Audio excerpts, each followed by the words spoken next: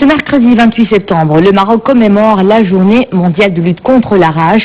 Le Royaume adhère à cette initiative et s'engage à vaincre cette maladie qui enregistre annuellement plus de 300 cas chez les animaux et une vingtaine de cas de décès chez l'homme.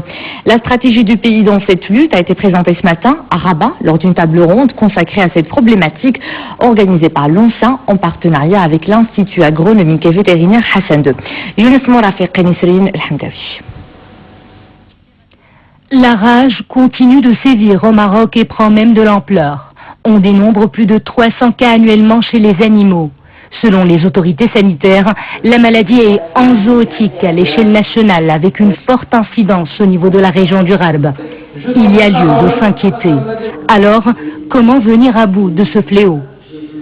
Il faut qu'on puisse au moins vacciner 70% de la population canine. Et actuellement, on arrive maximum à 20%.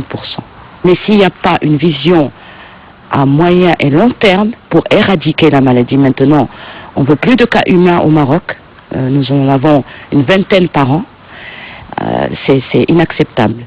Devant une population canine qui se multiplie, le Maroc ne semble avoir d'autre choix que de passer à la stérilisation. La stérilisation va réduire de beaucoup la population canine errante et va limiter les naissances. Et avec ça, on va pouvoir, en association avec les vaccinations, réduire de beaucoup la contamination par le virus de la rage. Au Maroc, la rage entraîne le décès d'une vingtaine de personnes chaque année. Il y a du chemin à faire pour une meilleure prise en charge post-exposition au risque de cette maladie.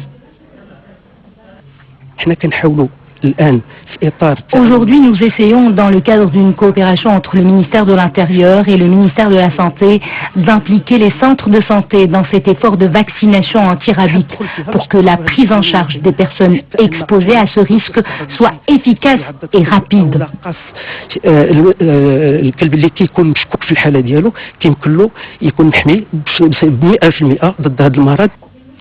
Les autorités sanitaires ont la rage de vaincre cette maladie.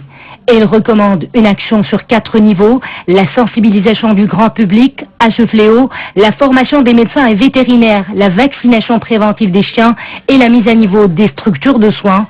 Autant de mesures à prendre pour que le chien demeure le meilleur ami de l'homme et non un danger.